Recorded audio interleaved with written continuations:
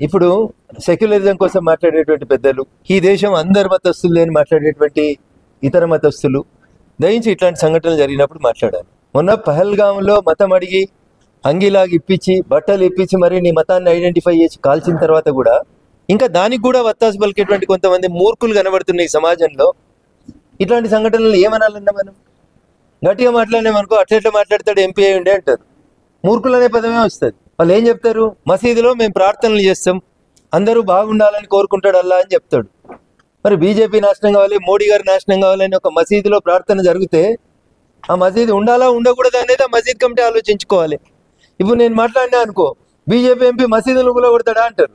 నేను మసీదును గులగొట్టమని అంటలేదు. ఆ మసీదు నిర్వహిస్తున్నటువంటి మసీద్ కమిటీ ఇట్లాంటి మీటింగ్ జరిగినందుకు ఏం చేస్తుంది అనేది సమాజం ముందుకు వచ్చి చెప్పాలనా వద్దా?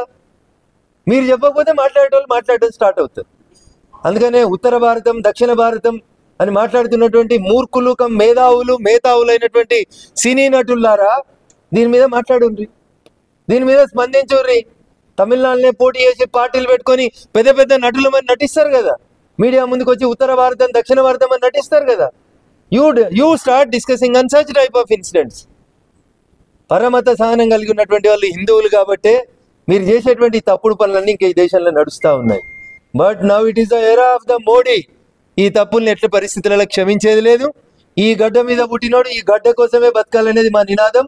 అట్లే ఉండాలంటే ఉండరు, ఇష్టం లేకపోతే వెళ్ళిపోదు. సిద్దిరామయ్య గారి వ్యాఖ్యల్ని బీజేపీ తప్పుగా చిత్రీకరించే ప్రయత్నం చేస్తూ ఉంది. అక్కడ ఎటువంటి పాకిస్తాన్ గురించి మద్దతుగా మాట్లాడలేదు, కానీ బీజేపీ కావాలని ఇలా టూర్ వర్షన్ తీసుకొస్తుందని చెప్తారు. నా దయించి ఒక విజ్ఞప్తి, నేను వ్యక్తుల గురించి మాట్లాడడానికి ఇక్కడ రాలేదు. సిస్టంలో జరుగుతున్నటువంటి లక్ష్మణ్ కాంగ్రెస్ మొదటి నుంచి కూడా ఈ దేశాన్ని మతం పేరిట విభజించిన కాడి నుంచి మొదలుకుంటే, నేను లాస్ట్ టైం కూడా చెప్పినా మళ్ళీ కూడా చెప్తాను, ఆ రోజు దేశం మతం పేరు మీద విభజన జరుగుతున్న రోజు జిన్నా మాట్లాడిన మాటలనే గుర్తు చేసిన మీకు. నేను ఏం చెప్పిండు జిన్నా, ఒక మతానికి సంబంధించిన వాళ్ళు ఒక దేశంలో ఉంటే అది బాగుంటుంది దేశం, ఇద్దరు ఇక్కడ ఉండడం అనేది తప్పు అవుతుందని నేను చెప్పలే. ఈ దేశ విభజన జరుగుతున్న రోజు జిన్నా చెప్పినాడు. కాదు ఉండుండ్రని ఆ రోజు ఉంచుకున్నారు.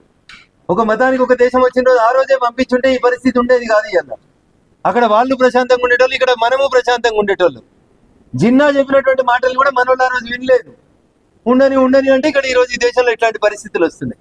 Congress is always with terrorist, Congress is always with Kasab, Congress is always with Rana.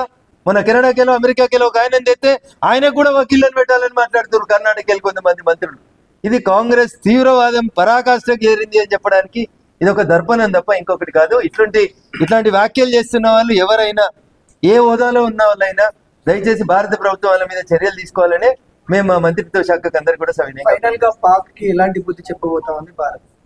So అది నేను అంత పెద్ద స్థాయిలో సమాధానం చెప్పే స్థితిలో లేను. భారత సైన్యానికి పూర్తి భారతదేశం కూడా వెయిట్ చేస్తా ఉంది, అందరు కూడా ఏ ఆన్సర్ వస్తుంది అనేది కూడా చూస్తా ఉన్నారు. సో యాక్షన్ చేసేది ఆచరించాల్సింది ఈ భారత ప్రభుత్వం, నరేంద్ర మోడీ గారి నాయకత్వం. వారే స్వయంగా అన్ని రంగాలకు సంబంధించినటువంటి ఆర్మడ్ ఫోర్సెస్ కి ఫుల్ ఫ్రీ హ్యాండ్ ఇచ్చినాడు.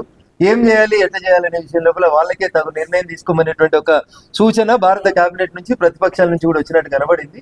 కాబట్టి కొద్దిగా సంయమనం పాటిద్దాం. తప్పకుండా మనందరి ఆకాంక్షల్ని భారత సైన్యం నెరవేరుస్తుందని ఆశ.